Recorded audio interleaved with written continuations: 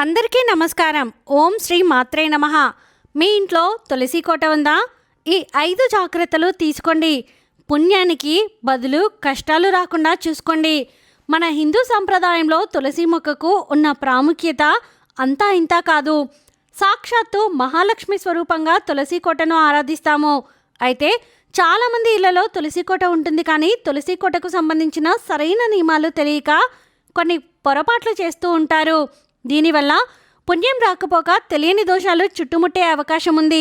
భర్త సంపద కూడా నశిస్తుంది. కాబట్టి తులసి కోట వద్ద చేయకూడని తప్పులు, సరైన పూజా విధానం మరియు అద్భుతమైన ఆధ్యాత్మిక పరిహారాల గురించి ఇప్పుడు వివరంగా తెలుసుకుందాము. పవిత్రమైన తులసి కోట దగ్గర పొరపాటును కూడా చేయకూడని తప్పుల గురించి ఇప్పుడు తెలుసుకుందాం.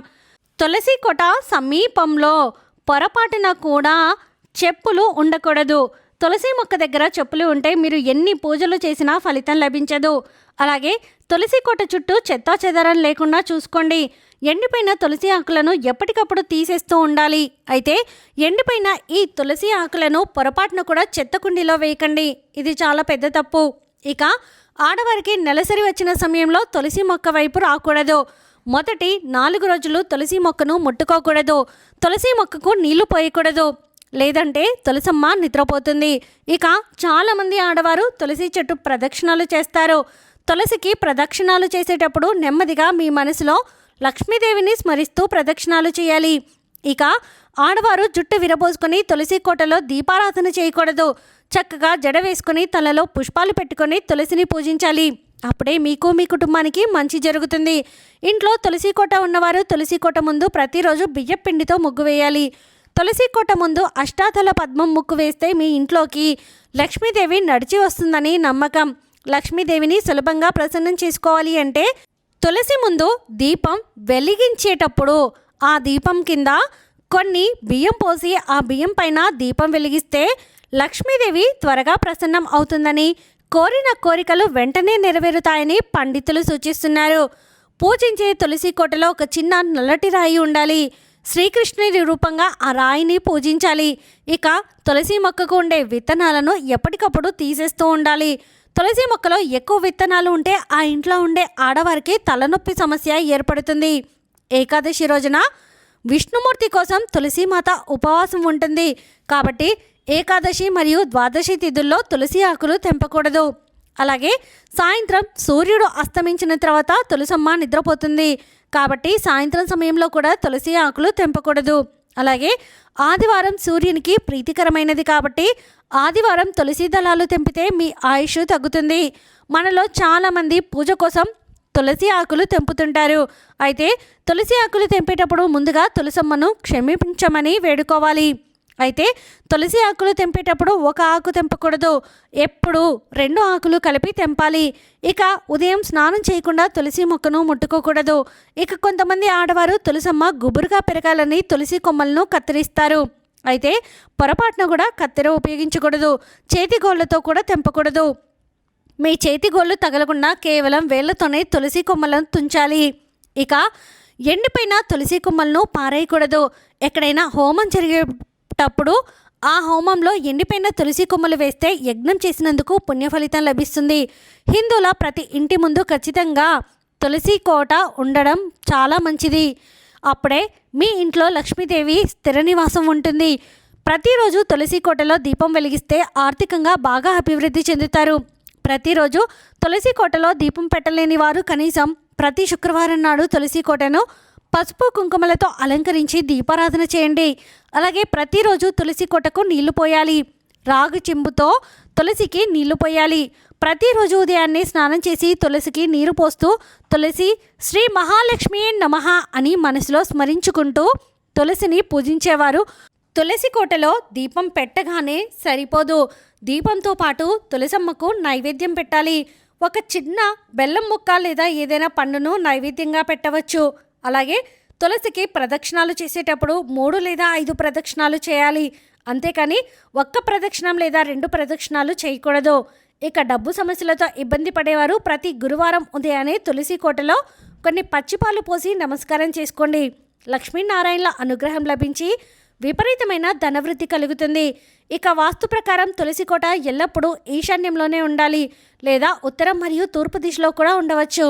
కానీ పొరపాటున కూడా దక్షిణ దిశలో తులసి కోట ఉండకూడదు. ఇక పూజించే తులసి కోట ఎల్లప్పుడూ కుండీలోనే ఉండాలి.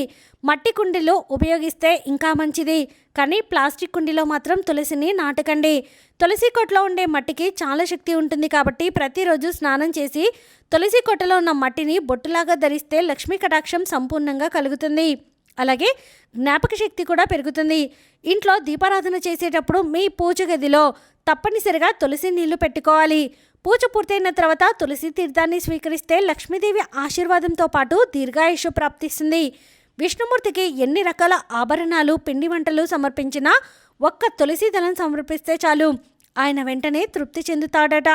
కాబట్టి తులసి లేని పూజ విష్ణువుకు చేరదు అని పద్మపురాణం వివరిస్తుంది. అలాగే మీ మనసులో ఏదైనా కోరిక ఉంటే తులసి కోటకు ఒక ఎర్రటి దారాన్ని కట్టి మీ కోరిక చెప్పుకోండి. ఖచ్చితంగా మీ కోరిక నెరవేరుతుంది. మీ కోరిక తీరాక ఆ దారాన్ని తీసి పారే నీటిలో వదలండి. ఇక వివాహ ప్రయత్నాలు చేసేవారు తులసీమాతకు పసుపు, కుంకుమలు, ఎర్రటి గాజులు సమర్పించి దీపారాధన చేయండి. వెంటనే వివాహ యోగం కలుగుతుంది. అలాగే ప్రతి వారానికి ఒకసారి నీటిలో కొన్ని తులసి ఆకులు వేసి ఆ తులసి నీటిని మీ ఇల్లంతా చల్లుకోండి. ఇలా చేస్తే మీ ఇంట్లో ఉన్న దరిద్ర దేవత బయటకు వెళ్ళిపోయి మీ ఇంట్లోకి లక్ష్మీదేవి అడుగు పెడుతుంది. ఇక మీ పిల్లల చదువు కోసం ప్రతి శుక్రవారం మీ పిల్లలతో తులసి కోట చుట్టూ 11 ప్రదక్షిణాలు చేయించండి. పిల్లలకు జ్ఞాపక శక్తి పెరిగి విద్యాబుద్ధులు సిద్ధిస్తాయి. ఆడవారు మాత్రమే తులసిని ఎక్కువగా పూజిస్తారు, కానీ మగవారు తులసి కోటకు ప్రదక్షిణాలు చేయడం, దీపారాధన చేయడం ద్వారా వృత్తి, వ్యాపారాలు నష్టాలు లేకుండా అధిక ధనలాభాలు కలుగుతాయి. కాబట్టి మగవారికి వీలైనప్పుడల్లా తులసిని పూజించండి. తులసిని పూజించేవారు ఎప్పుడు పడితే అప్పుడు దీపారాధన చేయకూడదు. ఉదయం సూర్యుడు రాకముందే తులసి కోటలో దీపారాధన చేయాలి. అలాగే సాయంత్రం సూర్యుడు అస్తమించిన తర్వాత తులసి కోటలో దీపం వెలిగించాలి. అప్పుడే మీ పూజకు ఫలితం దక్కుతుంది. శని ప్రభావం ఎక్కువగా ఉన్నవారు, ఏలినాటి శని దోషాలతో ఇబ్బంది పడేవారు ప్రతిరోజు తులసి కోటలో నువ్వుల నూనెతో దీపం వెలిగించండి. శని బాధలన్నీ వెంటనే నశిస్తాయి. ఇక తులసి కోట పైన బట్టలు ఆరేయకూడదు. అలాగే పవిత్రమైన తులసి కోట పక్కన ఎలాంటి మొక్కలు ఉండకూడదు. ముఖ్యంగా ముళ్ళ మొక్కలు అసలే ఉండకూడదు. ఇక మనకి చాలామంది పూజలో తులసి దళాలు ఉపయోగిస్తారు, కానీ శివ పూజలో మాత్రం ఎట్టి పరిస్థితుల్లోనూ తులసి ఆకులు ఉపయోగించకూడదు. అలాగే వినాయకుడి పూజలో కూడా తులసి దళాలు ఉపయోగించకూడదు.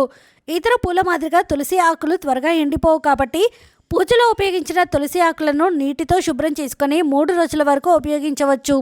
ఇక చాలామంది మెడలో తులసిమాల వేసుకుంటారు. మెడలో తులసిమాల వేసుకుంటే ఆరోగ్యానికి చాలా మంచిది, కానీ తులసిమాల ధరించిన వారు మాంసాహారానికి దూరంగా ఉండాలి. పూజించే తులసి కోట దగ్గర గడ్డి పెరగకుండా చూసుకోండి. అలాగే తులసి కోటలో వెలిగించే దీపం గాలికి కొండెక్కకుండా జాగ్రత్త పడండి. అలాగే పూజించే తులసి కోట దగ్గరలో చీపుర్లు, డస్ట్బిన్లు ఉండకూడదు. ఇక గరుడ పురాణం ప్రకారం ఒక వ్యక్తి ప్రాణం పోయే ముందు ఆ సమయంలో అంటే చివరి క్షణాల్లో నోట్లో తులసి తీర్థం పోస్తే యమబాధలు లేకుండా విష్ణులోకాలకు చేరుతారని నమ్మకం. ఈ విధంగా తులసిని పూజించి లక్ష్మీదేవి ఆశీర్వాదాన్ని సులభంగా పొందండి.